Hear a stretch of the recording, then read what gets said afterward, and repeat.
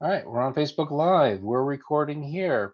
Welcome Excellent. everybody to a Free Thinkers Corner Books and More. The next episode in our May is for mystery writer series. Today we have Richard Cass from Maine. He holds a graduate degree in writing from the University of New Hampshire. He studied with best-selling authors Ernest Herbert, Ursula Le Guin, Molly Gloss. He's an individual artist fellow for New Hampshire. He's a fellow at the Fish. One of these days, I'll learn how to write so I can read my own writing. Fish Trap. Fish Trap Writers Conference in Oregon. His short stories, his fiction and nonfiction have appeared in Gray Sporting Journal. The best best short story, best American short stories in the American West, and Playboy. I find that interesting. And he is the author of the ELDER DARROW Jazz Murder Mystery Series. Richard, welcome to a Free Thinkers Corner. Thanks, Chris. Glad to be here. Thanks for doing this. Oh, you're welcome. So what is a fellow at the Fish Trap Works conference? Actually, Fish Trap is a writing conference in the West. It's devoted pretty much to issues around water and native populations in the West. And so I lived in Oregon for 13 years and wrote out there. And it's sort of it's a conference that's focused on fiction and nonfiction around sort of purely Western topics. So a lot of stuff around history, obviously, a lot of stuff around water rights issues, grazing rights issues, things like that. Is that some of the nonfiction that you wrote about? That's some of the nonfiction, and also some of the stories that I wrote too while I was out there. So what was it like to have some of your short stories in some of these other magazines? Yeah, it was pretty cool. I actually started out more as a literary writer. A lot of those short stories are not. I got in a big argument with somebody last night about the literary versus genre thing, and so we were going back and forth about that. But those stories tended to be more literary in the attempt of what I was doing, and less, they weren't mystery stories in that sense. Pretty cool to have them. Really, the first story that I got any notoriety for was the one that won a prize from Playboy, and that was kind of cool because that at least is a magazine that people know the name of and they've heard of. Kind of gives you a little bump that way. So, but at this point, and you know this as well as anybody, the market for any kind of short story is so limited at this point that there just aren't that many places for people to publish them. Right. There's some good independent crime fiction markets for short stories, but they're pretty much under the radar. Unless you're kind of in that world, you don't really know too much about them. Did you get to meet Hugh Hefner? No, I did not, and I did not go to the mansion either. Probably just as well. maybe. So are your short stories? Is that where only your short stories can be found, or can they be found in anthologies, or do you have a collection of short stories? I've been in a couple of anthologies. One of them was for a Malus Domestica anthology that was published a couple of years ago. Malus Domestic is an annual conference for traditional mystery writers. So that tends more to the Agatha Christie type of mystery, which is, more a locked room or a closed system kind of thing. And I also self-published a collection of them probably 10 or 15 years ago, but sadly, I think that's probably out of print at this point, except for what's in my garage. Dale Phillips has joined us to watch, and he says that's his story and he's sticking to it. And I'm assuming that's in reference to the meeting or the not meeting of Hugh Hefner. Right. So you studied with those other authors that I mentioned, Ernest Herbert, Ursula Le Guin, Molly Gloss. Did you take classes with them, or did you study under them? Well, Dale studied under Stephen King. He was his professor. So Right. Actually, the first writing class that I took was with Ernie Hebert, who's a New Hampshire writer. And you know, some of your folks may know him. He taught at Dartmouth for quite a while. At the time, he was teaching at Keene State, and so I took a fiction workshop with him that kind of clicked me over into thinking that, yeah, maybe I could do this kind of stuff. But you know, I've always tried to look for. I always try to learn stuff from people whose work I admire. I had a chance to do a workshop with Ursula Le Guin, the science fiction writer, when I was in Oregon, and that was something that probably pushed me forward 3 or 4 years in my writing than I would have been without it. So I think, you know, there are opportunities there that I like to, you know, there's a whole discussion around MFAs and that whole business, and whether whether it's worth the time and money to go get a graduate degree like that. For my money, I think the real benefit is the connection with individual teachers and a teacher / writer that you connect with in such a way, you know, as I'm sure Dale did with Stephen King, who teaches you something and helps you move forward in your writing, less about the piece of paper and the degree, I think. So yeah, and I was going to mention too that Ursula and Molly Gloss, they're both science fiction and fantasy writers. What pushed you towards the mystery writing versus kind of going with, did they teach any of the sci-fi thing, or was it just straight sort of how to write? And yeah, no, they were both pretty focused on excuse me, they were both pretty focused on craft as craft, and not really in the sense of, you know, this is what you need to know to write a particular sort of, because I mean, science fiction has a bunch of subgenres, like crime fiction has a bunch of subgenres. And no, so both of them were pretty focused on, even though they're, I mean, Ursula Le Guin is very definitely a science fiction writer. Molly Gloss was more of a, I would say, a Western focused writer, but it was really about craft with them. I get into crime fiction. I mean, I'm old enough now that I remember the Alfred Hitchcock Presents TV shows that I used to watch, Rod Serling. I mean, all that stuff in the early days of television, all in black and white for the most part. And that's really what kicked me off, I think, was reading that stuff.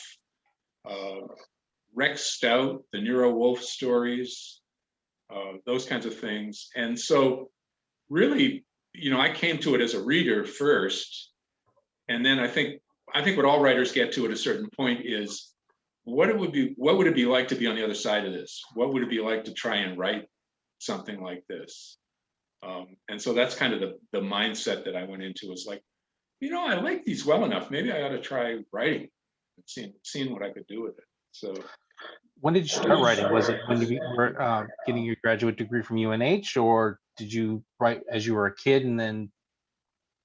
Yeah, I wrote my first short story in the 6th grade, which was not published, which I can't understand even now. But and it was actually a mystery story. It was about a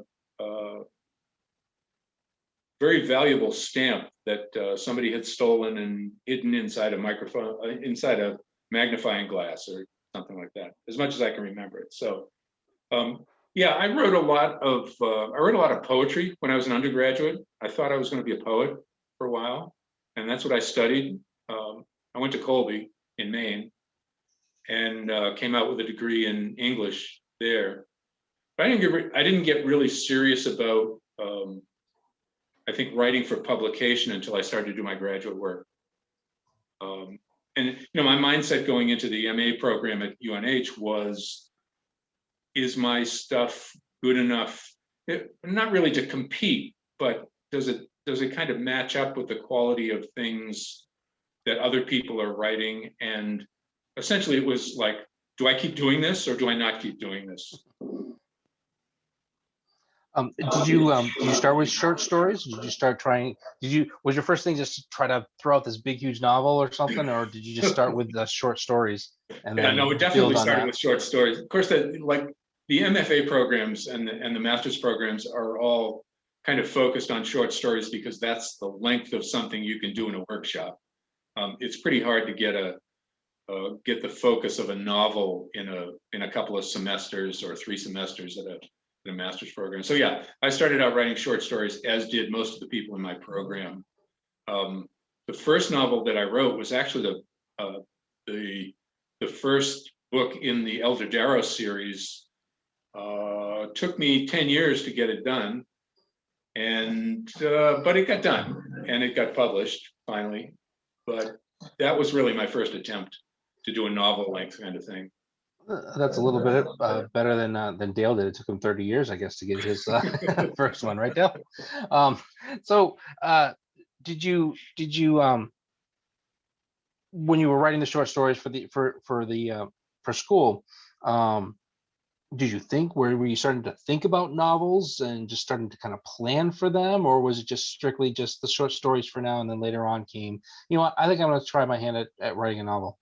Yeah, I think, I think most people who study writing that way, who get into an MFA program or something like that, in the long view are looking at, I'm going to write novels, because again, the professional sense is you're not going to make a living writing short stories. You've got a chance of making a living at writing novels. And so I think that's part of the impetus for people. Yeah, I was eventually thinking, yeah, I'm going to have to go longer at some point. The nice part about it, I think, was that I had time to sort of work myself into it. I didn't feel compelled to, oh my God, my life is going to be over if I don't have a novel published by the time I'm 25.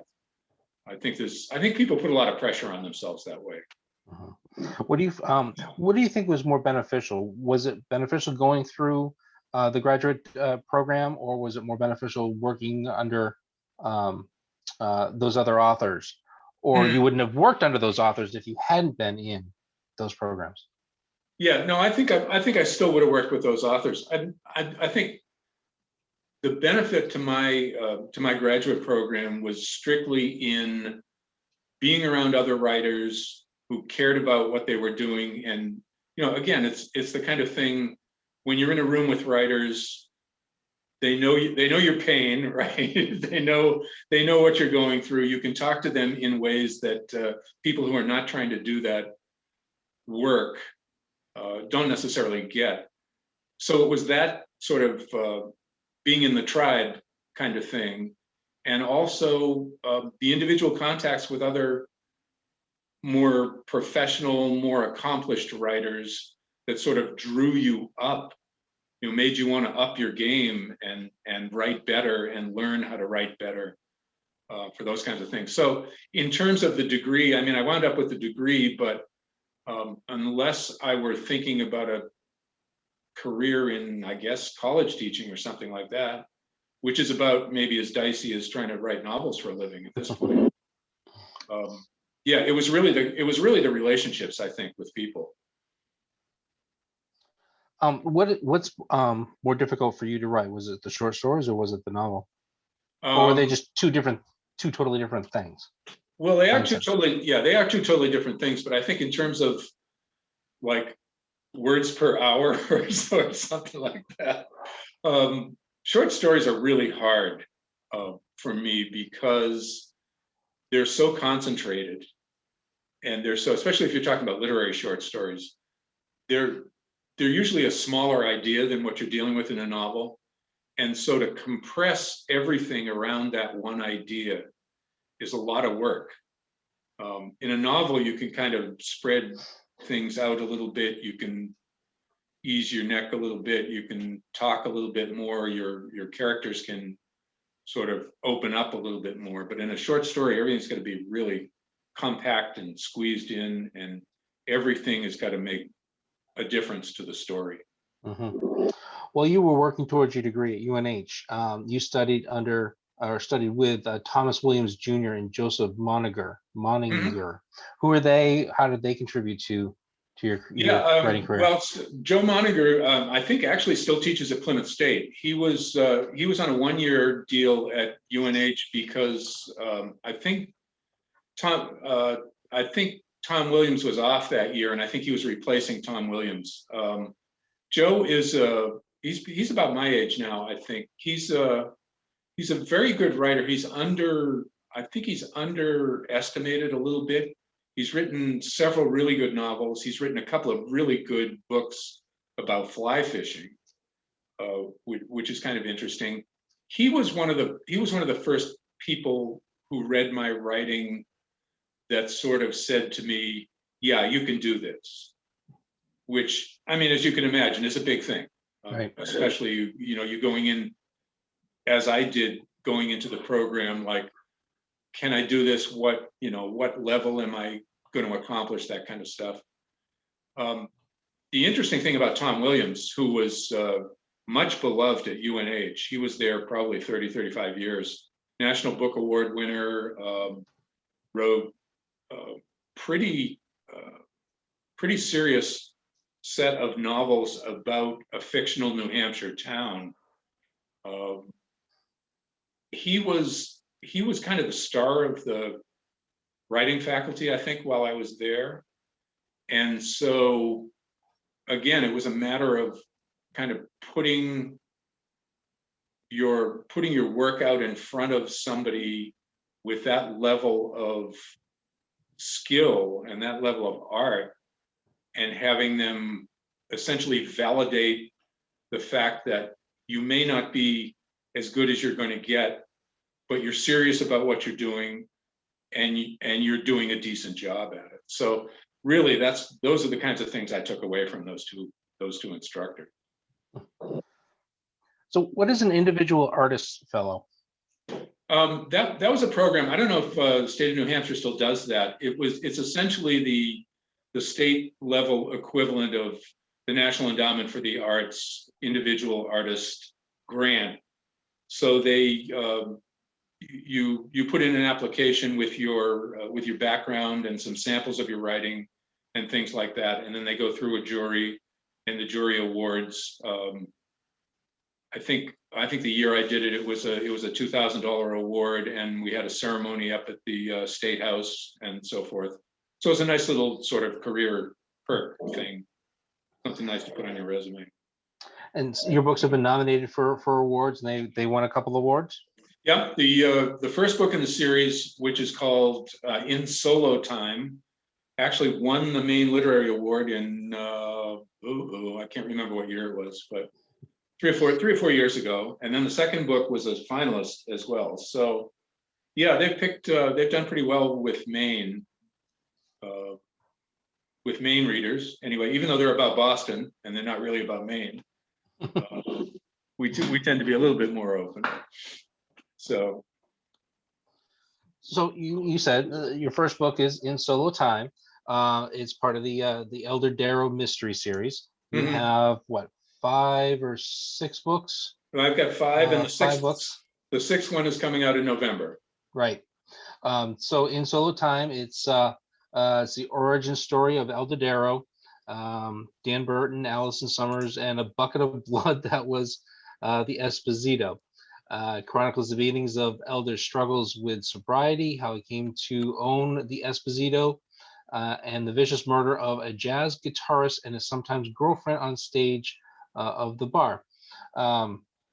So one thing that really draws me to this is I'm a saxophone player. I haven't played in 40 years, but I grew up with it. I love jazz music, swing music, Miles Davis, John Coltrane, all those. In fact, that's what we have playing in the background at the store all the time. Is some really good instrumental jazz. What was it that got you into that as the basis for your novels? Well, I've always been a huge jazz fan. I mean, all my friends are listening to the Beatles and the Rolling Stones, and I'm listening to Wes Montgomery and Coltrane and Miles Davis, and so I'm the weird kid over in the corner, listening to music nobody's ever heard of. So jazz has always been a huge part of what I was thinking about in terms of music. The whole notion of Elder Darrow came about. I used to pitch it when I started pitching the books to agents. I pitched it as an alcoholic walks into a dive bar and decides to buy it. And it sort of got me in trouble. I had at least one pretty prominent New York agent tell me, "You'll never publish these books. It's the notion of an alcoholic buying a bar is just too, just too ridiculous. It's just too far off the thing." I said, "Yeah, well, okay." I haven't sent him copies of the books yet, but I will one of these days. But yeah, I mean, I get interested. I also worked in bars a lot, when I was younger, when I was in my 20s and 30s, and there's an interesting phenomenon. Anybody that's ever worked behind a bar, really of any kind, like even a coffee bar, you are, in a weird sense, almost invisible. People say things in front of you that they might not say in front of their family or friends or even strangers on the street. And so the interest to me in having a bartender be a protagonist or one of the protagonists in the series was that he could pick up things that might work to the benefit of Burton, who's the cop figure in the books, and that sort of they would have this interaction where Burton would be off doing the cop thing, investigating the murders, and Elder would be hearing things from characters and from people in the bar, and they would go back and forth and sort of wind up working together to solve these crimes. So, combination of bar, jazz, and mystery. Well, you had mentioned that you have a small piece that you'd like to read from us. Go ahead if you'd like to Yeah, do that now. I've got a little piece from it's from the very first chapter of the very first book. It's sort of the first time Burton and Elder meet. Runs about 4 minutes. So if is that too long? That's perfect. Okay. Okay. Yep. All right. This is chapter 1 of In Solo Time. Red Norvo used to keep a jar full of bumblebees on top of his piano.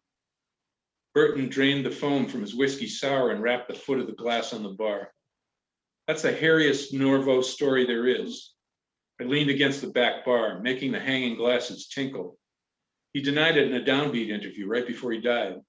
Seriously, Burton grinned. He'd been trying to cheat. I poured out the rest of the drink from the shaker for him, bent down and switched out the Michael Petrucciani CD for some Paquito Rivera.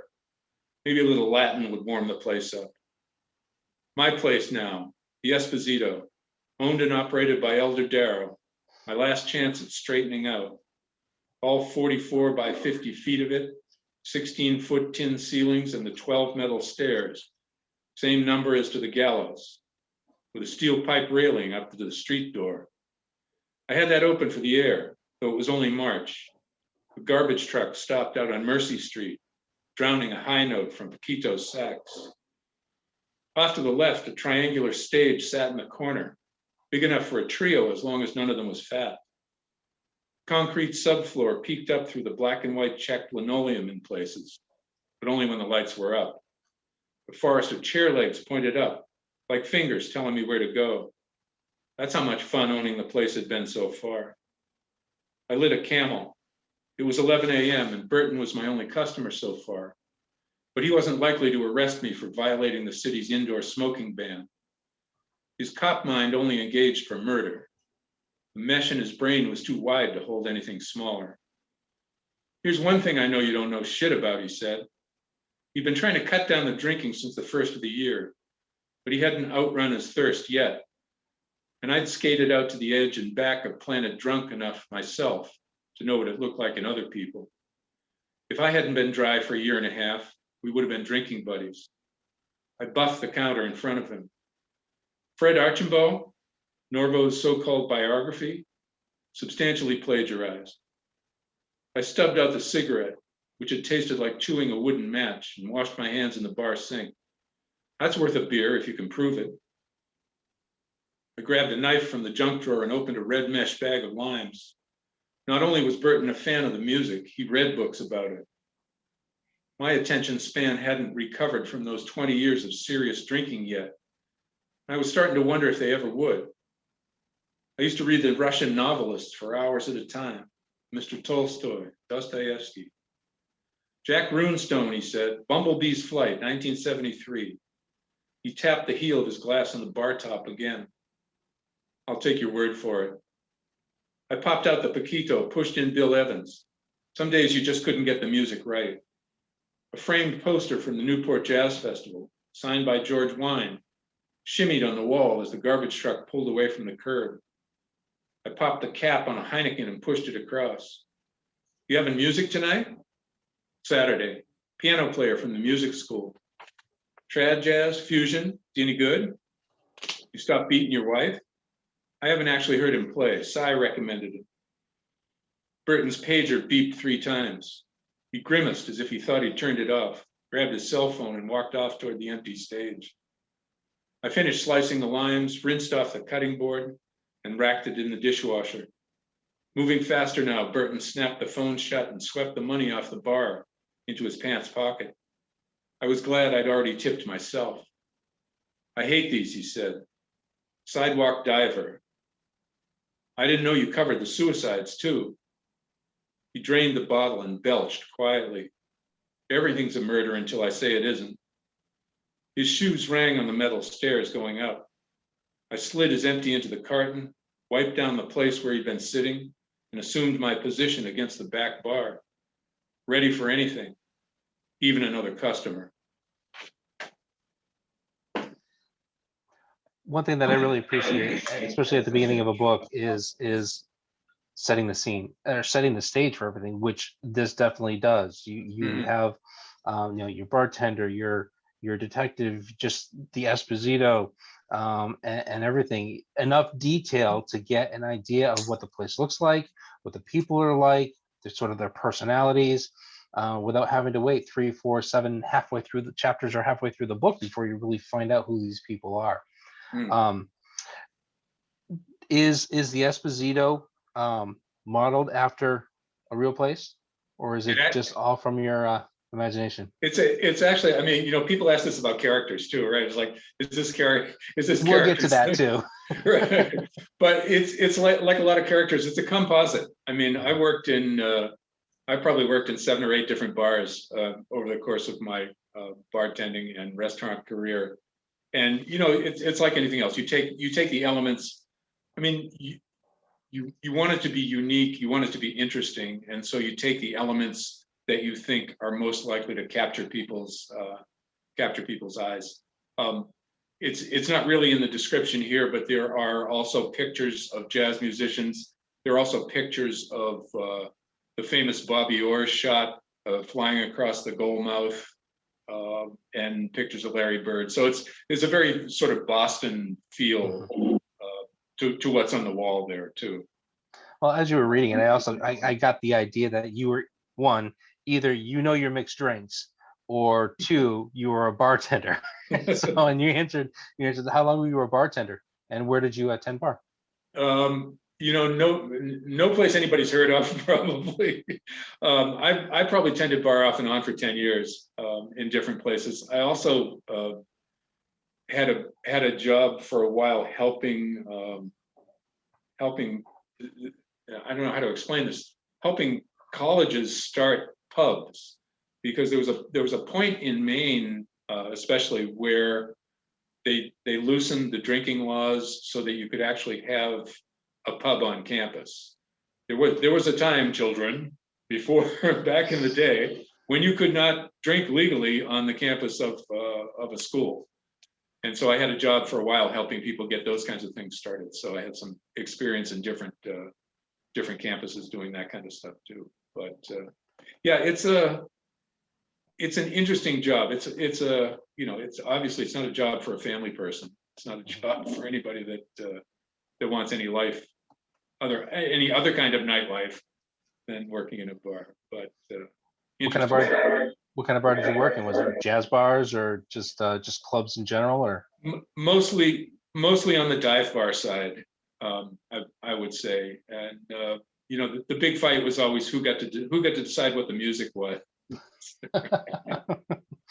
So what's your personal favorite drink, and what was your favorite drink to make? Let me flip that. The one drink I hated to make was this thing called a Pousse Cafe. I don't know if you're familiar with it, but it's like a 7-layered drink of liqueurs and stuff floated on top of each other. It's like a deconstructed hurricane or something like that. And it's a royal pain in the butt. And it's usually, well, I don't know, this will be very sexist, but it's usually a young woman who's in the bar for the first time in her life, and she wants something that's cute and looks good or something. I drink a lot of wine. When I drink hard liquor, I drink scotch. I'm a big scotch fan, but mostly wine and beer now. Do you have a glass of wine whenever you write, or scotch when you're writing, or? No, I usually write from I don't know. I get up pretty early. I usually write in the morning, so I'll be writing 5, 6, 7 o'clock in the morning, which scotch is not really that conducive. Well, it's what's the saying? It's 10 o'clock. It's always 10 o'clock o'clock somewhere, right? I will tell you that my grandfather used to have a shot of scotch on his oatmeal every morning. So I'm going to get ready and try that one of these days, but I'm going to have to be about 75 before I try it. So why Boston? Why set it there? Obviously, because they probably have a really good club scene, but you're from Maine, or not Portland or Bangor. Yeah, I actually grew up in Boston, and, okay.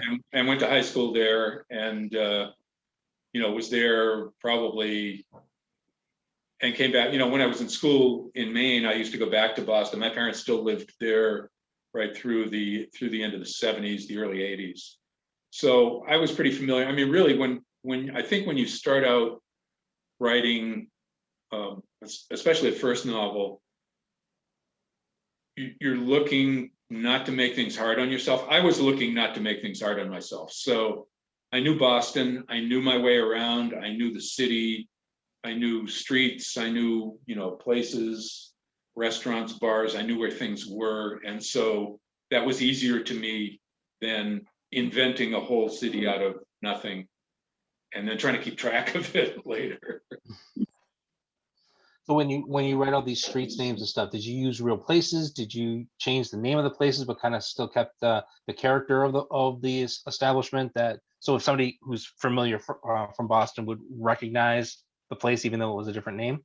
Yeah, I have a weird, it's a weird hybrid way of looking at that, because the big things I don't mess with. I mean, the Southeast Expressway, 128, 495, Boston Garden, the Common, things like that. I'm not going to move them around. But the street that the Esposito lives on does not exist in Boston. Mercy Street does not exist in Boston. And so it was kind of, I mean, I've had people beat on me both ways, right? Like, why are you using these real places and not using real places for the bar and things like that? And then going back the other way too. But, a lot of these decisions, I think, especially in a first novel, you're making them unconsciously. You're not necessarily saying, okay, now this is why I'm doing this. And it's only sort of ex post facto. You look at it and you say, uh-oh, I just put an alley somewhere where there is no alley in Boston. And I'm going to have to deal with that somehow. Have you ever had somebody email you or message you and say, hey, look, I tried to find this place and I cannot find it. It doesn't exist. my dream was that it would get on the Cheers scale, right? When people would be looking for the Esposito well, let's go to Cheers and then we'll go to the Esposito. So later on in your later books, did you go back and kind of make a conscious effort to put the places in the right spots and the right streets or something, and hope that nobody remembers it from 2 or 3 books ago? Wait a minute, no, he used that name of the bar and it was on this street, which doesn't exist, but now it's over here. Yeah. No, I think what happened was, I mean, I was more conscious of it, yes, going forward.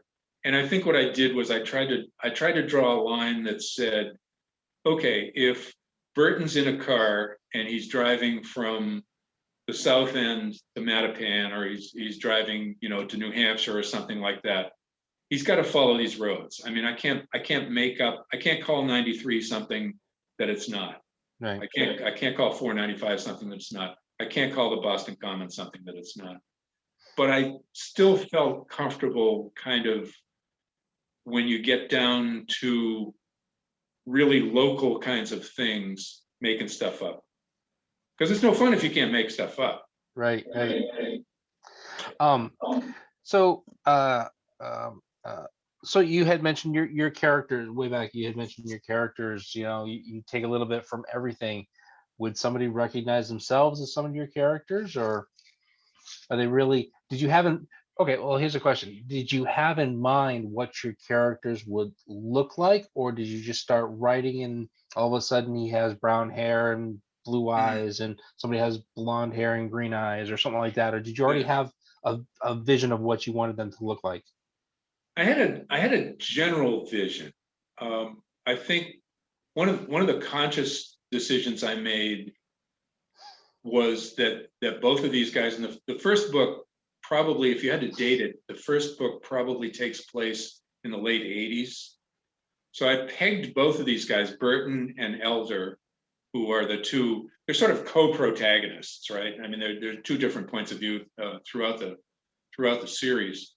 They're both sort of, I would say, early 30s, mid 30s, and they're both white guys, because that was kind of, on the police side, that was pretty much going to be the common kind of thing in the Boston Police Department at that point. And I had a specific vision for Elder, not so much in his physical appearance, but in the fact that I wanted him to be tied to the history of the city. And so his family, and you get into it a little bit in the first book and more so in the second book. His father was an investment banker in Boston, and the family had been in investment banking since the Revolution. So he had this long history, or has this long history, of family in the city, as part of the power structure, and also wealthy, that sort of thing. And then on the other hand, I've got Burton, who grew up in Charlestown, blue collar neighborhood, blue collar background. And so in that sense, those were conscious decisions, because I wanted them to kind of play off against each other, sort of culturally and socially, in that sense. As far as physical, I mean, the physical look of them, there's not a lot of physical description of the characters in my books. And I probably should go back and figure out why that is. That's what, was that a conscious decision to do that? Well, because the reason I ask is some that I've interviewed have a clear vision in their head, so they either modeled it after like an actor or actress, something that they'd want to portray if it was on the screen or something. Some have just kind of looked through, like, well, you said it's in 80s style, so kind of gone back through, like, you know pictures of people and how they dressed back in the 80s. What they look, oh, okay, I like that, and I like that facial features on this one here. They print them out, put them up, and kind of use a whiteboard type thing to an amalgamation of all those ones that they had printed out. So it's kind of a conscious effort as to how they want to look. I've actually done that with minor characters, because to me minor characters are a little more difficult, because there's a tendency to sort of not pay as much attention to them, because their role isn't as large in the book. And so where I've got a really strong, and I mean, you're right. I mean, I guess I'm dodging it a little bit, because I do have a mental picture of what Elder Darrow looks like.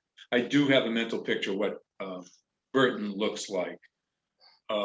And with the minor characters, though, I have done that, which is go through like magazines and clip pictures out back before you could cut and paste on your laptop and do that kind of stuff. And that's helpful, because what it does is it sort of focuses you into how somebody like that might react. I mean, once you've got to get beyond the physical description of a character pretty quickly if they're going to do anything in your book. I mean, if they're not just furniture somehow, and you don't want them to be furniture, you want them to actually have a reason for being in the story. So you have to get, by getting a sense of what they look like, then you can get beyond them into who they are, how they react, what they're going to do, and why they're doing what they're doing. What the motivation is, why they're doing what they're doing in the story. but yeah, it is. I mean, one of the things that's hard for word people, I think, is to be visual, and so there's a certain challenge there, and that's a great way to sort of shortcut that process a little bit. I think is actually find pictures of characters that you might steal a nose from. So. One thing I've learned doing all these interviews are different terms that writers use. So, for example, like pantser versus plotter, and one that I learned in the February romance series that we did is tropes, which I found also well, I mean, it carries over really into any genre, but you know, talking about the mystery series, when you're talking about your talking about Dan Burton character. Did you make a conscious effort to stay away from the Boston Irish cop? Well, I'm not sure. Would that be considered a mystery trope? You know, typical. Yeah. I mean, this is delicate territory because a lot of genre readers expect familiar things, right? They expect familiar roles, they expect familiar characters. And so there's the challenge is not so much to keep from using a cliche. I mean, Burton's a drunk too. I mean, so, you know, a cop who's a drunk, that's a little bit of a cliche. It might even be worse if he were Irish, right? So, but the thing is, it's difficult to take that trope and not. I mean, if you're going to do a good job, what you have to do is you take that and you move beyond it. You make the character an individual. You don't you don't sort of rely on everybody's mental image of like you don't just pen in, you know, drunk Irish cop and expect everybody to get what it is. You have to make that character a person. You have to make that character real, and you can't do that by just leaning on the cliche.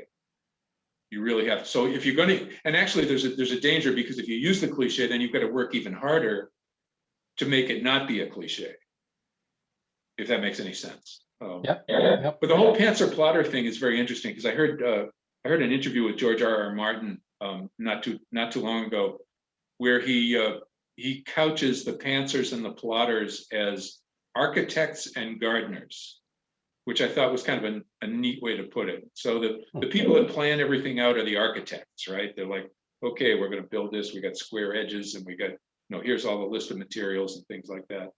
And then the gardeners are the pantsers, who are just like throwing stuff around and hoping it grows. Yeah, that's a good way of looking at it. So who is Allison Summers, and how does she fit into? Is she just in this one, or does she have a role throughout the series? Allison Summers is actually the victim in the first book, in Solo Time. She is Elder's former lover, and she's a jazz singer.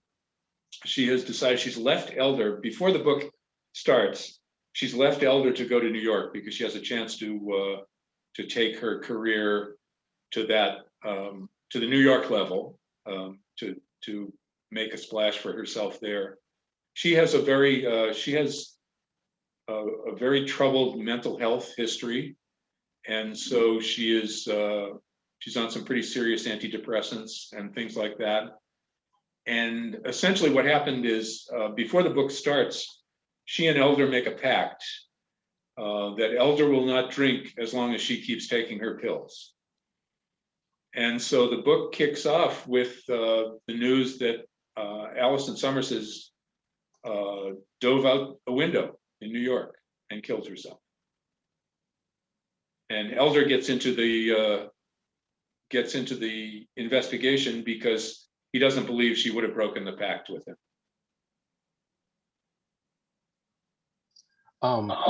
So obviously then she doesn't follow. She doesn't. She barely makes it to the first book. Okay.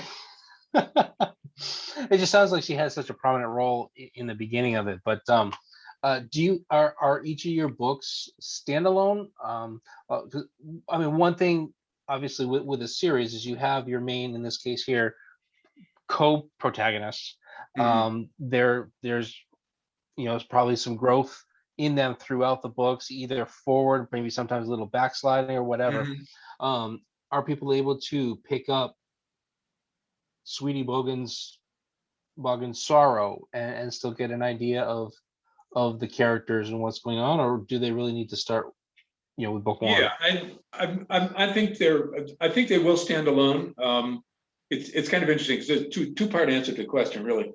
The first four books, I really made a conscious effort to kind of keep them separate, except for the characters that went from book to book, obviously.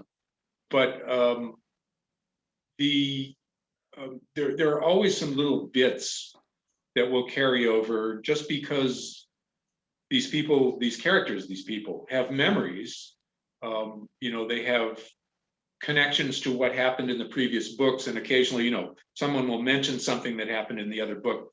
But generally speaking, at least for the first four books, there's no real, or actually the first five books, that's true, because Sweetie Bogans is the fifth.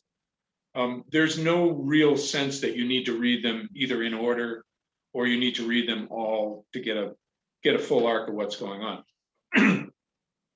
The interesting thing for me is writing the sixth book, which is coming out in the fall, and is called Mickey's Mayhem. Leans a great deal on Sweetie Bogan's sorrow, and it kind of surprised me when it happened. So I don't know what kind of trouble I'm getting myself into, but the other book, Mickey's Mayhem, is done, so we'll see how that works, sort of making the transition from 5 to 6, and whether people will feel like I've done them dirty by making them read Sweetie first. But yeah, mostly I try to keep them separate, because you never know when somebody's going to pick up a series. When you do reference something in a later book, something in a former book, do you give enough of that backstory so that people can get a little bit of an idea and just be able to still move on without, all right, you know what, I really should probably go back and read. Yeah, I try to, and I hope that's true, because what I never want to do is stop somebody cold and say, whoops, what's going on? I'm lost, or I'm confused, or I don't know what happened. So yeah, I mean, and it's a little bit of a dance, because you obviously you don't want to slow the story down by throwing an enormous chunk of backstory in and explaining everything about what's going on. But yeah, I try to do that, because otherwise it's going to break the momentum of somebody reading forward. Well, speaking of backstories, your second book was Solo Act, which is actually a prequel to In Solo Time. Did you do that after realizing you wrote In Solo Time, and did you realize that maybe you should throw some more backstory into it, so you came up with a prequel to it, or what was the idea behind doing the prequel as the second book? This is actually a kind of a dumb story. Solo Act was actually published first. It was published in hardback by Five Star Publishing, which is a division of a big educational learning company that had a great backlist of crime fiction and also did westerns. And so obviously I'm thrilled to death they published my first book in hardback, and in ebook as well. And then they made the decision. So I figured I was set. I've got the series. We're going to go forward with this stuff. And then 6 months after they published it, they decided they weren't going to publish crime fiction anymore. So at that point, I had actually already written In Solo Time after I wrote Solo Act. So essentially, the books, the order of the books, the order in which the books came out does not reflect the order in which things happened, but they were written in sequence. So and that's a convoluted way of answering your question, which is just that I wrote In Solo Time first. No, See, now I'm even confused. You wrote Solo Act first, and I then wrote Solo Act first, and then In Solo Time second, but Solo Act was published first. so then when you did when you had In Solo Time published, and I believe you used Encircle Right. Publications. Yeah. And Did they say, oh, okay, so you have this other one though? Why don't we do this as like a prequel, but a book two prequel, so that people kind of get a backstory? Which I think that's a brilliant idea, because now yeah. you kind of get you already been introduced to the characters, but now you get a quick look back in a whole novel Mhm. of more expanded A of that. backstory, essentially. Yeah, Yeah. yeah, Yeah. and I Yeah. love that idea. Yeah. That's essentially what the publisher did. Yeah. Because I had when Five Star stopped publishing crime fiction, they still had the rights to the hardback, but they had never bought the rights to the paperback. So I went to Encircle and I said, I've got the rights to the paperback. Do you want to publish it? And they said, hey, pretty much what you said, which is, yeah, let's do this, and it will be kind of the origin story, the backstory to the whole series, and and it went over pretty well. I think that was the one that won the prize. Did you have to do any tweaking to it though to kind of meet stuff in Solo Time? Because if things changed, or was it pretty much ready to go? Yeah, it was pretty much ready to go because they were. I mean, again, first couple of novels. I don't know about anybody else, but I was just feeling my way. I'm like, finding my way down the hall, trying to figure out how to get things done. And so, I mean, one of the reasonably intelligent decisions I think I made was to try and keep the stories separate and not have them rely too much on each other, which makes me wonder what kind of trouble I'm getting into now. But yeah, so no, it was in pretty good shape at that point. Of course, it had already been through an editorial process to be published in hardback, and so we just took the version that was in hardback and published it in paperback. Now I find that interesting. That's the first time that's come up with me, anyways. Is that you had two separate rights for hardcover and paperback? I thought it was just the rights on the story or the manuscript itself, regardless of what format it was. But you actually had control. You could do the paperback with whomever and whenever you Yeah, wanted. I mean, typically it depends on the contract you sign, but it's not uncommon, at least in my experience, to have all those rights kind of parceled out. And yes, you can have these rights, and no, I want to reserve these rights. Of course, it depends on what kind of leverage you have with the publisher. If HarperCollins came to me and said, we want to republish all your books, I would say, yes, thank you very much. Anything you want. But for example, the sixth book that's coming out in November, for the first time, is going to be available in audiobook, which I had not done with any of the previous books. And so that's a separate set of rights. The ebook is a separate set of rights. They're, depending on the publisher, they may make a distinction between trade paperback rights and mass market paperback rights. So yeah, I mean, and then you've got foreign rights, potentially in different countries, movie rights, Your Mouth to God's Ear, which would be great. But yeah, we'll definitely talk about those in a little bit. So do you think it was an oversight on the first publishers, and that they just wanted the hardcover, waiting to see if it was going to go any further to warrant a paperback, or did they know? Because you said 6 months later that they decided not to do mysteries anymore, but they wanted to get this one out. Yeah, that's the answer to that is kind of lost in the mists of time. I do think Five Star was well known. Their primary business model was selling to libraries, and so I think that's why the hardback rights were so important to them, because they were not they were selling hardback books to libraries in sort of package deals.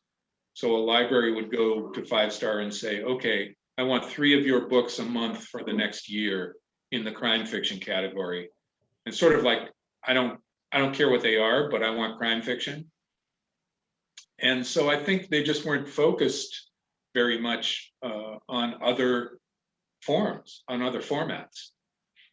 So, I don't know if it was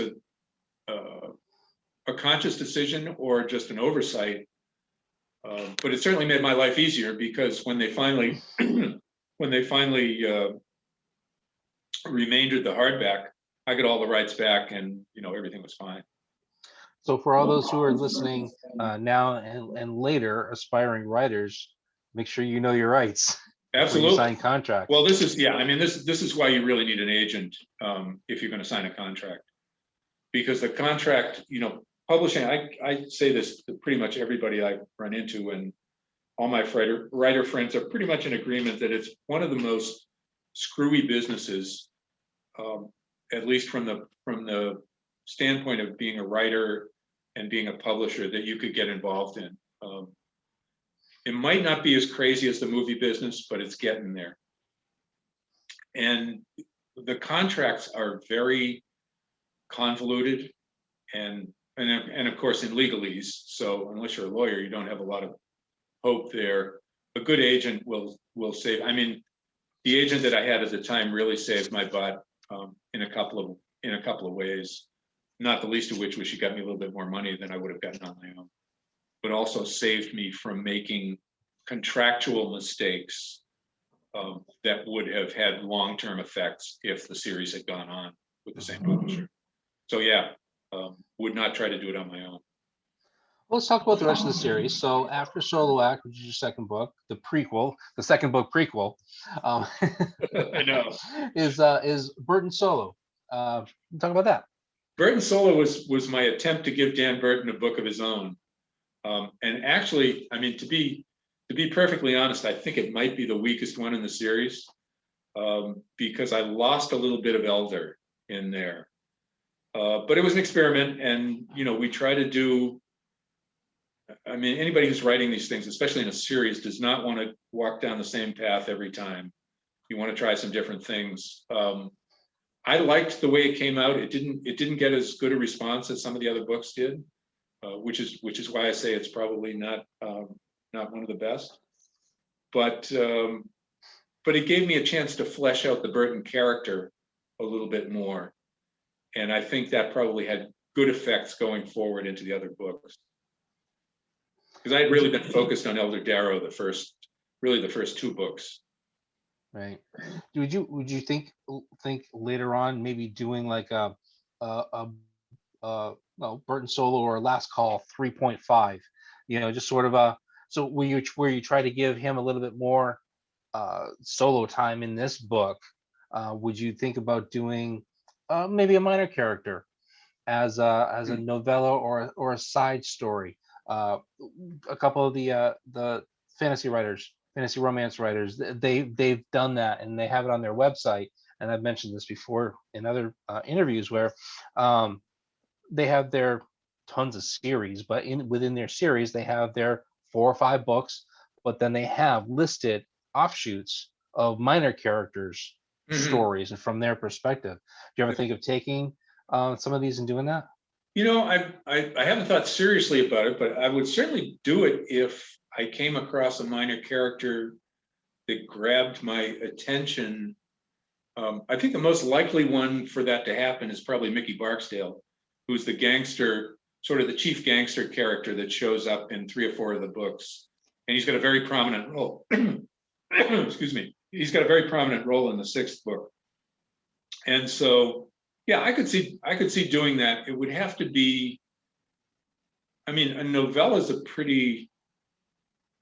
might try a short story first before I did that. A novella is a pretty serious commitment of time, and at least for me. And I'd probably rather, if I thought a minor character would support a novel, I might try to work it into the series somehow and make it, focused on that character. Kind of in the sense that the Mickey Barksdale character is being focused on in the 6th book. Right. So this hasn't come up either in another thing. But what's difficult about writing a novella versus writing a short story? And is, if I'm correct, the novella kind of comes in between the short story and the novel. Yeah, and it may just be my tendency, because I haven't written a lot of them. I've written a couple of them, I find them difficult because it might be as simple as practice or something, right? But when I start getting into that longer feel, there's a rhythm to a novel, to writing a novel, and there's sort of a rhythm to how the story unfolds, how the arc unfolds, and there's a similar rhythm in a short story. It's a lot more concentrated, obviously, and a lot shorter. And so I think what I find difficult is moving from this long sort of breadth of novel backwards, but not so far that I get back to the short story thing. So it's just a difficult rhythm for me, I think. And it may just be that I haven't done enough of them. So Burton's solo has to do with a clothing designer suspected of murdering two Chinese seamstresses, and his job is in jeopardy. And what's the story with that one? Well, Burton arrests Bousquet, which is the name of the clothing designer, and loses his temper when he's arresting him, and sucker punches him in front of a sea of TV cameras. And so he spends pretty much the entire book while he's trying to solve the eventual. Bousquet is eventually the victim of a pretty nasty murder. And so, first of all, suspicion falls on Burton because he's rather publicly thrashed this guy. And then, so he's simultaneously trying to solve the murder and defend his own job against lawsuits from Bousquet's partners and his own command structure, which doesn't think very highly of him beating up on suspects at least in front of the cameras. So that's kind of the story there. So the next one is Last Call, and that's when the Olympics come to Boston. That's right. That's actually, you're not supposed to love any of your books any more than any other ones, but it's like kids, right? But I really like this book. It was my first attempt to kind of get a little bit larger than a sort of a person-on-person murder. And it's actually based in fact. There was an effort. People who are familiar with Boston know there was an effort probably, let me see, maybe 8 or 10 years ago, to actually bring the Olympics to Boston. And there's a wonderful book about it called No Boston Olympics. I can't think of the author's names, but it's a nonfiction story of the bad faith and the lies and all the crazy stuff that went on with the business people in Boston trying to convince the International Olympic Committee that you could mount an Olympics in a city the size of Boston. So they were doing things, I don't know how well you know Boston, but they were telling the International Olympic Committee things like you could walk from downtown Boston to Worcester. Right. So I mean, just as an example. So there was, the Last Call was really about ELDER possibly losing the bar to Olympic related development in the neighborhood in the South End where the bar is, and then some interesting murders that happened in and around that. And so, but I really enjoyed that because the whole, my family has a long history in Boston. My dad was the chief engineer for the Massachusetts Port Authority for a long time. My uncle was the New England coordinator for the DEA. My grandfather was an egress inspector for the city of Boston, who was, because he was a registered Democrat, because he was a registered Republican, he was a temporary egress inspector for 37 years. They would never confirm him because he was the wrong political party. So, and some of the work that I did, some of the places I worked when I was in high school and stuff like that gave me glimpses into what I would call the underside of some of the stuff that was going on in Boston. So to get a chance to come back and sort of take a shot at some of the sort of weird corruption and things that happen underneath was a lot of fun. It's a lot of fun. So the bid for Boston to get the Olympics was for 2024, and I remember it not happening. And I remember some of these things that a lot of the people are saying, where are you going to put it? Where are you going to build these stadiums? Where are you going to build this housing? Where are you going to build these tracks and all that kind of stuff? So I do remember the controversy anyways around it, and the citizens saying, it's not like you have like Chicago or Los Angeles that everything is a grid, so everything's kind of built around that. You have streets that have 5-way intersections followed by a 3-way intersection followed by a and highway rotaries and rotaries. That's right. So it's a nightmare. We used to go. My wife and I used to go down to it was called the Zygomates. It was a jazz bar down South Street in Boston. But they were doing, and we also went to some of the theaters down there too to see Les Miserables and a few other things. But it was during the Big Dig. And so all the side streets and Surface Street itself and just some of the other streets were it was always changing every time we went down there. I couldn't even imagine what the traffic would be like if they actually had the Olympics. No, it would have been insane. And one of the other things they lied about was what the MBTA could do. Right. Yeah. They were going to run the MBTA to out to here and out to there and all the rest of it. And it was an amazing display of bad faith on the part of politicians and business people in Boston. And the interesting other part of that story was a completely grassroots effort that put the kibosh on. Yep. How much research did you have to do to kind of portray the events accurately and revolve and wrap the fiction story around it?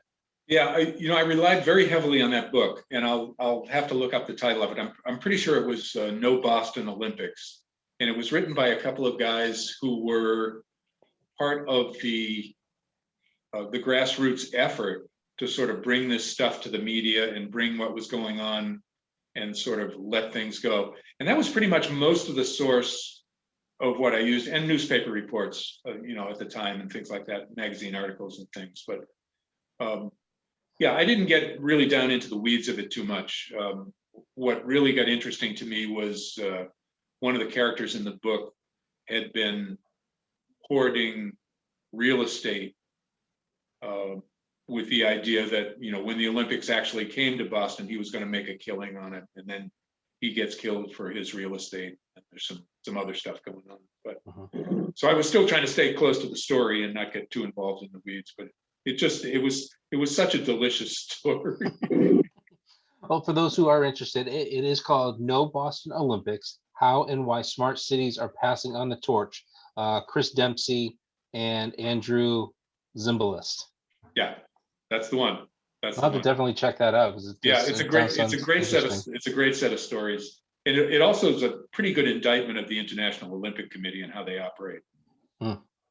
So your next one is Sweetie Bogan's. Is it Boggins or Bogans? Bogan. Sweetie Bogan's Sorrow. I love the trumpet on the front. So all of yours has that jazz theme to it, not only in the. I've got the world's best cover designer. Yeah, I really do. So who's Sweetie Bogan? Sweetie Bogan is a octogenarian jazz singer from New Orleans who is let me back up. Her nephew, at the end of the fourth book, Elder Darrow actually loses the bar at the end of the Olympics book because they've offered him such a stupid amount of money for the bar, that he said, you know what? Screw it. I'm going to take the money. I'm going to run. At that point, it wasn't clear. It's only at the very end of that book that it becomes clear that the Olympics are not coming to Boston.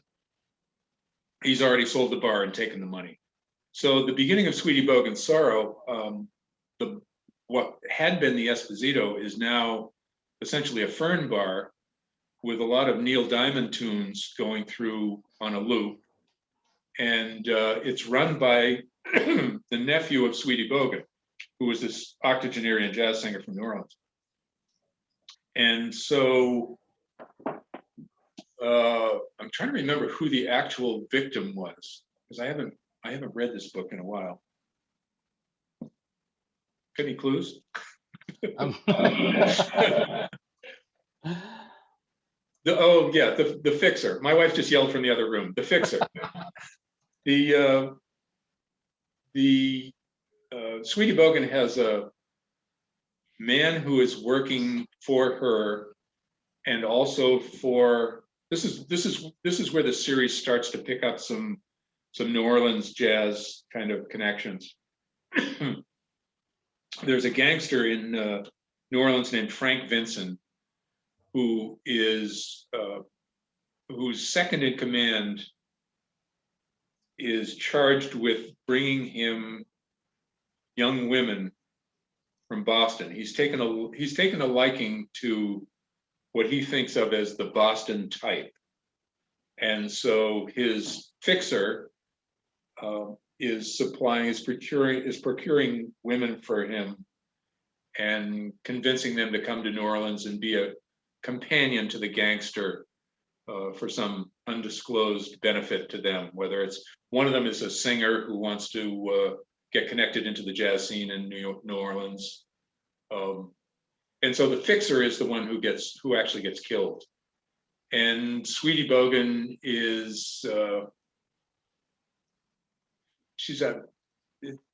it's a little bit hard to explain without giving a spoiler here, but she has a great deal to do with what happens and who dies and who doesn't die. Although she is not the killer, I will say. Spoiler there, she's not the killer.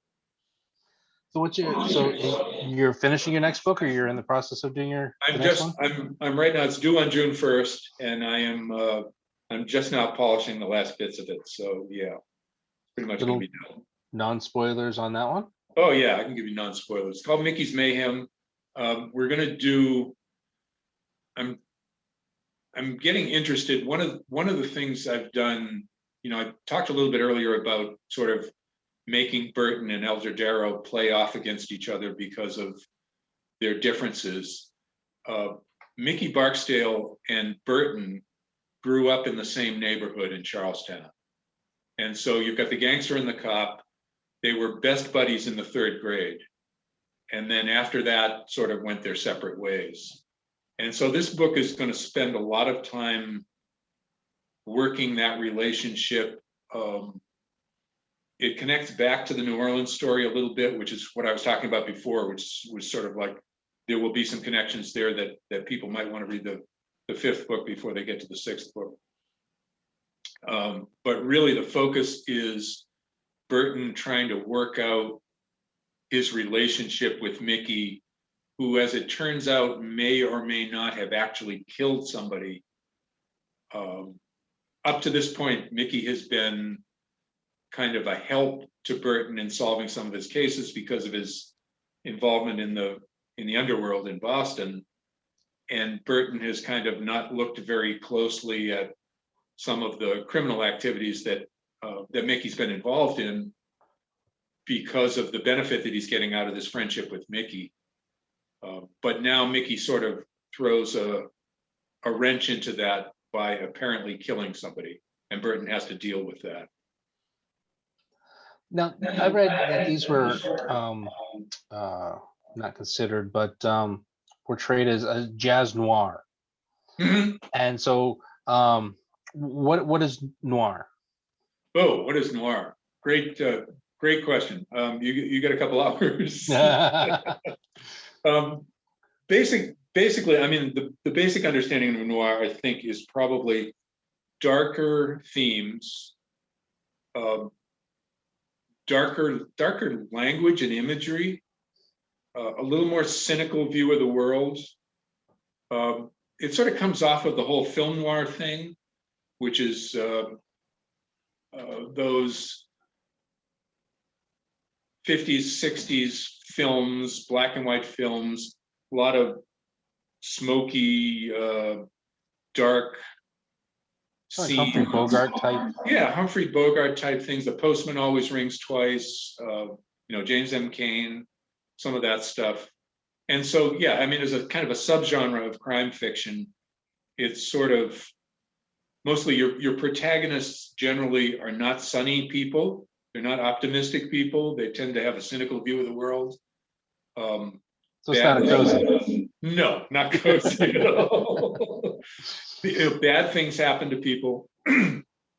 There's a certain amount of sexual tension that's there, underlying it, if not completely expressed. So generally, just kind of an overall darker view of the world.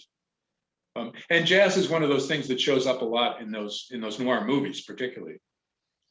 How dark do you get? How graphic do you get in your books? I don't get graphic at all. One of the things I loved about Alfred Hitchcock stuff, which is really part of my origin story as a writer, I think, is the way he could scare the crap out of you without necessarily showing you anything graphic, or I mean, think of Psycho. Think of the shower scene in Psycho. I mean, there's no real blood there. There's no, but it's scary as hell. Yeah. The birds, that kind of stuff. So, I'm more interested in creating that feel by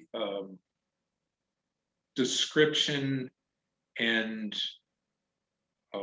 language and dialogue than I am about than I'm interested in showing, knives going into the flesh, or cuts or smashed heads or things like that. There's a little bit of it is inevitable, because if you got a dead person and you're going to describe the dead person whose death is a result of violence, then you're going to wind up showing a little bit.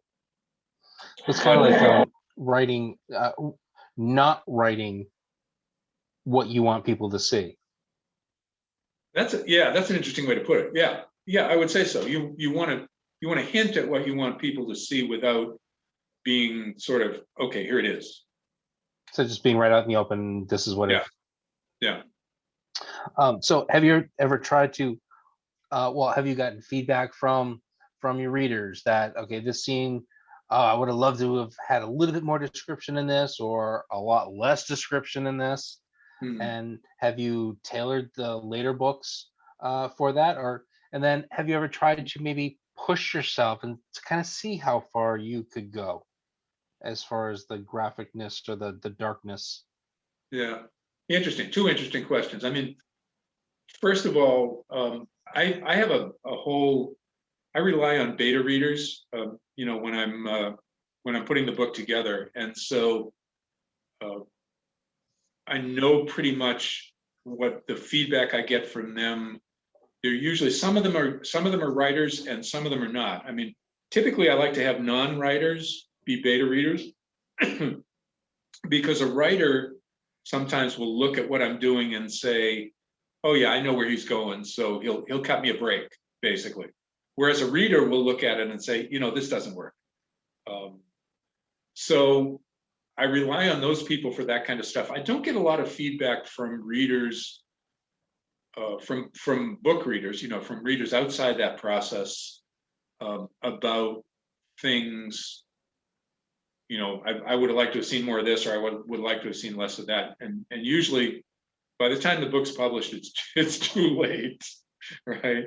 So, but yeah, I'm always interested in what people say. It's just at a certain point, there's not a ton you can do about it.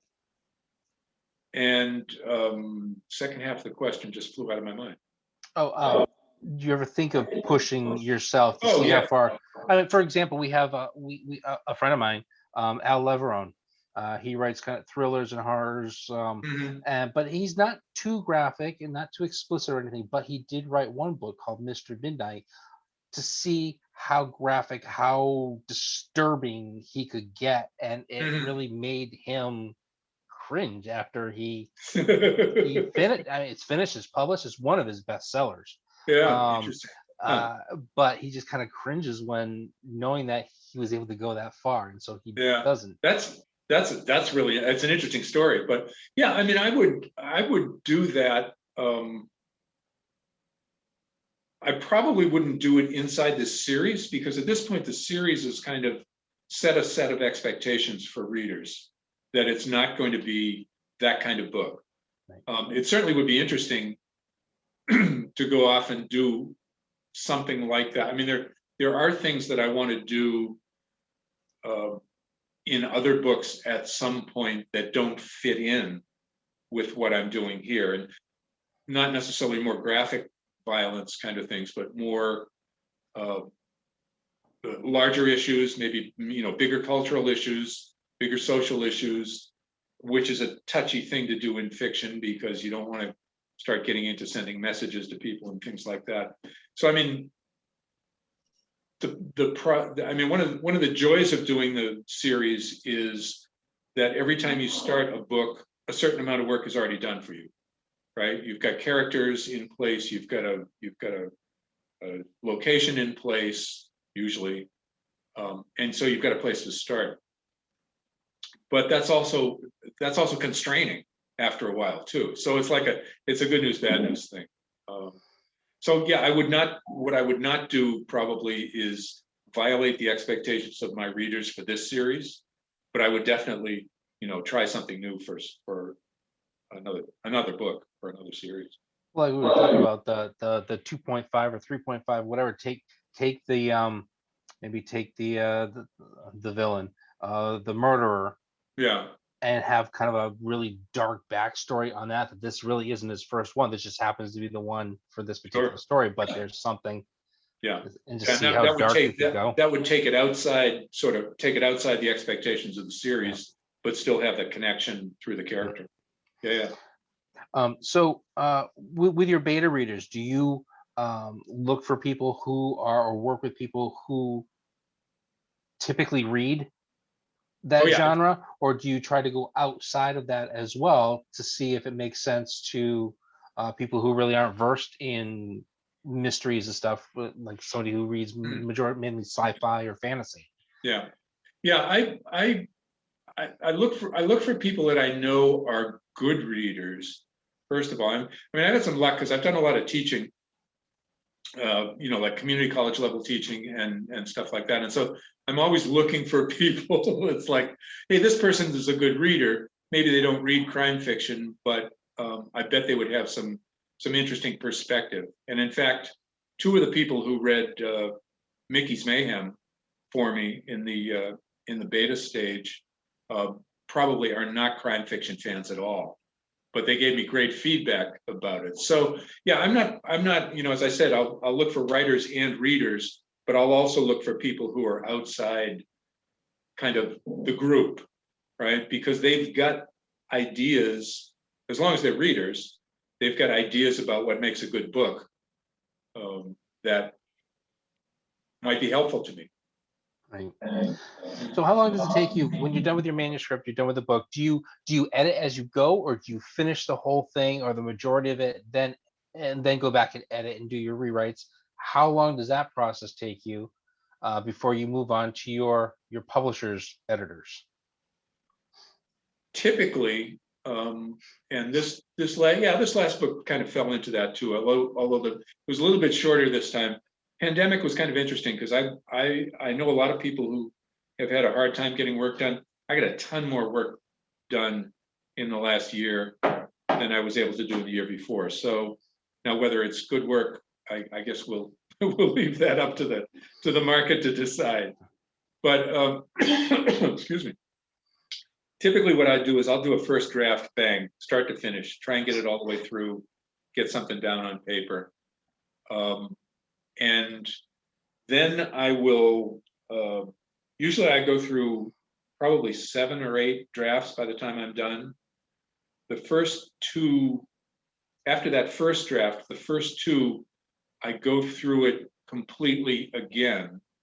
So I'm essentially retyping and revising at the same time, but maybe 2 passes like that.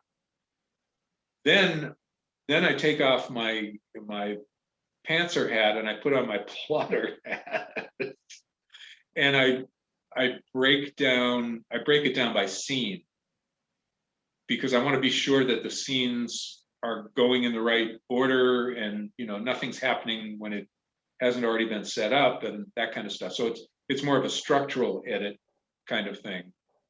And then I have to go back and then go through it all again. So I usually don't get to the copy edit kind of word polishing stage till about the 6th or 7th draft. And that's typically 9 to 10 months to get from start to finish. Do you ever find yourself getting through the scene and then the scene doesn't work because of something within the scene, or because of another scene that sets that one up, or something that's going to come later? All the time. Yeah, I mean, this is the reason why I know people who when they write sort of edit as they go along with the idea that when they get to the book, at the end of the book, it's all done. And I can't do that, because inevitably I'll get to the middle of the book and I'll hit a scene and I'll say, hey, I should have set that up back, 3-4 chapters ago, and I need to go back and do that. And then at that point, it just becomes spaghetti, and I'm all over the place. So Do you find that because you said you have a June date on the new book, do you find that you write better with a deadline from a publisher than you would if you were just independently publishing and a absolutely. personal deadline? Yeah, absolutely. Because, I mean, at a certain point, I've done enough of these books now that I want to act like a professional, and I want to be treated like a professional. So if I'm dealing with an editor, or if I'm dealing with an agent or something like that, I want them to understand that, yeah, I can hit a deadline. I understand my process well enough so that if you say to me, you need to go redo the middle third of this book before we're going to buy it, okay, that's going to take me 3 months. So that kind of stuff to me is part of being a professional. Being able to say, here's what I do, here's how I do it, here's what I know about how I work. So let's give props to your cover artists. They're gorgeous. In Solo Time, that's a beautiful cover. Like I said, the Sweetie Bogan Sorrow. I love the trumpet on the front. They all have that jazz theme to it. Nice bright colors. Burton Solo, red, dark, but street lamp, wet roadway and stuff. This and then one is my last call at favorite. the Esposito. Yep. Yeah, that one's my favorite. Is it the same person who's done them all? It is. Her name is Deirdre Waite, and when you post this, I'm going to send her a link to it so she knows that I'm giving her props. Good. She's great. She works with my publisher. She's part of the publishing house, and she just has the ability to read the book and pick out a couple of images that just capture what's going on. And I'm not a visual guy, so I don't understand that process the way I understand other ones. But she's just terrific. Did you have any input, or was it just all her and she sends you a couple things and you say, yeah, I like this one? She'll usually send me a couple of things and say, what do you think? We have talked a little bit about the colors, because we don't want to repeat the color necessarily, at least in the early set of books. But yeah, typically, I mean, I trust her. After the first book, and when I saw the cover for the first book, I just said, you know what? I can't think of anything that I would say that would make this a better cover. So go for it. And we have very little back and forth. She's really sharp. And she also come up with the titles, or was that somebody different? Was that you? No, the title. Those are my titles. Those are my titles. Yeah, I had started out, I'll do a series and I'll call it, it'll be the solo series, and so I'll drop the word solo into everything, and that got old pretty quickly. So. But they still have that bar. Right. Field, right. Bar, Last Call, Sweetie Bogan's, yep. Is the singer, and so yeah, it still has that cohesiveness connection through all of them. So agent, how did you get with your agent, and then how did you get with Encircle? Well, I do not have an agent at the moment. The way I get the agent who worked with me for the first book was I actually went to a conference here in Maine, which I will also shout out. We're doing June 5th, which is Saturday, the Crime Wave, which is sponsored by the Maine Writers and Publishers Alliance. It's a crime fiction specific virtual conference this year. We're gonna do a half a day. We've got a couple of panels, some pretty well-known names on there. I went to a version of that conference 2014, I guess. And an editor from Five Star Publishing was there doing critiques. And so I brought the first 5 pages of the book and gave them to her. And she called me about a week later and said, can I see the whole book? And I said, sure. So I sent her the whole book. And about a month later, they said, we'd like to publish the book. And she sent me a contract. And I immediately said, I'm not signing this because I don't know what's going on. So I had a friend who did have an agent. And I said, would she be willing to look at this and become my agent for the purposes of this book? And so that's how we did that. And then the whole connection to Encircle came about. I was at the Boston Book Festival about 6 months after Five Star stopped publishing crime fiction. And I overheard somebody talking to somebody else, who turned out to be Eddie Vincent, who's the publisher of Encircle, talking to somebody else about orphaned five-star authors. And I said, wait, I'm an orphaned author from Five Star. So I got in a conversation with Eddie, and he was starting up a press at that point to pick up a number of those crime fiction authors who had been orphaned by Five Star. So that's how we got together then. And it's worked out well. Good. I'm sure I know the answer to this, but how much do you miss the conferences and the conventions and stuff over the past year plus? I miss the people. I miss the people because, we were talking a little bit earlier about being in a room with writers and people who know what you're doing and know what you're going through.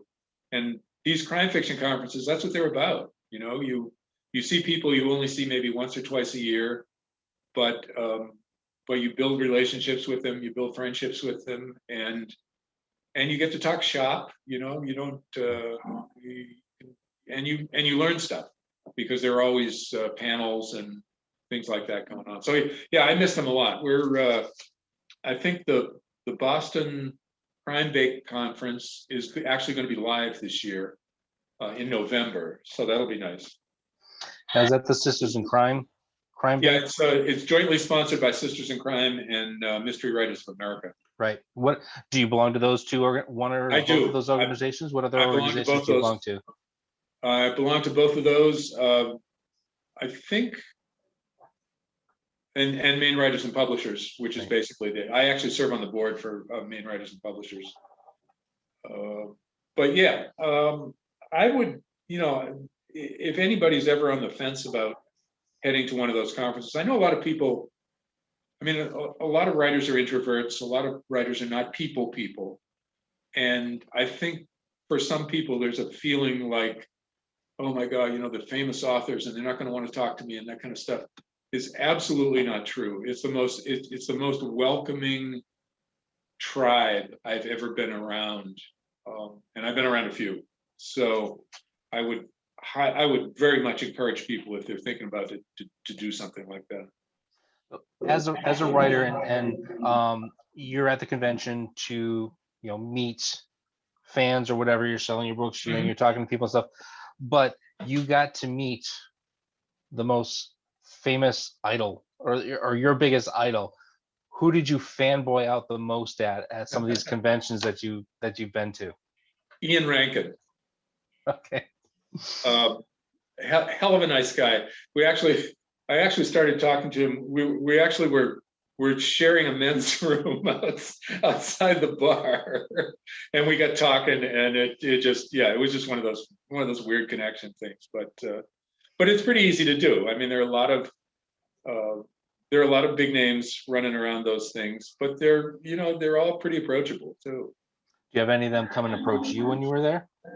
Just kind of stop by your booth or whatever and just start chatting? No, we don't really. I mean, most of them, I have not been in a situation where I've been in a booth or been in sort of a standard place. So most of my connections to people have been sort of social. We go to a lot gets done in the bar, a lot gets done at breakfast, or in between the panels and things like that. People talking and things like that. In the last few minutes we have left, I said I was going to get to this and the audiobooks. You do have one coming out in audiobook. Was it your choice of the person who, or have you picked somebody yet to be the narrator? Is it your choice to pick a narrator? And then, if you could choose anybody, any voice actor or actress, who would that be? Wow. First part of your question, no, we haven't decided who's going to do it yet. If I remember correctly, I think the publisher has an agreement with a separate audiobook company who does them. And so I don't know who they're going to have available. There are several voices that I would like to hear in these books. And I won't peg them to particular characters, but Sigourney Weaver actually has a voice that I would like to hear in these books. The late lamented Charles Grodin, who is also good. Most of the part of the problem with Boston-based books and is some of the horrific accents that show up in some of the movie renditions and some of the TV shows. And so, like, I would be really nervous about anybody who wanted to put on a Boston accent. But I could do James Earl Jones. I think James Earl Jones. I think there's a lot of possibility out there. Real quick, do you write in accents in some of your dialogue? No, I don't. It looks funny on the page. And it really, I mean, my experience as a reader is when I read that, it jars me, because if it's not absolutely clear to me what somebody's saying, I'm standing there scratching my head going like what, especially if it's like I'm from New England and somebody's trying to render Southern dialect or something, and it's not something that pops into my head. It just slows me down. So no, I try and stay away from it as much as possible. I might put a little grace note in here or there, but never enough to slow anybody down. So back to the audiobook. I don't know if your publisher will be doing this or not, but of course we know the one big audiobook company that shall not be named most likely will go on that platform. But we partner with an audiobook company called Libro.fm. Oh, right. Yeah, no, I know about them. Okay, good. Because we'd love to be able to promote your audiobook through them, and we get a portion of the sales. Yeah, that's great. And in fact, I'm connected to all the independent bookstores around Portland because they're all my friends too, right? And I heard about that program when it first came out, and it's great. Yeah, well, you definitely have a friend down here in New Hampshire now too, especially. Awesome. Final question. So kind of building on the audiobook and the voice actress. Now they don't necessarily have to be the same, because you could like a voice for one character as an audiobook, but you really want to have that portrayal on the big screen by a particular actor. Who would play Eldon Darrow and who would play Dan Burton? Wow.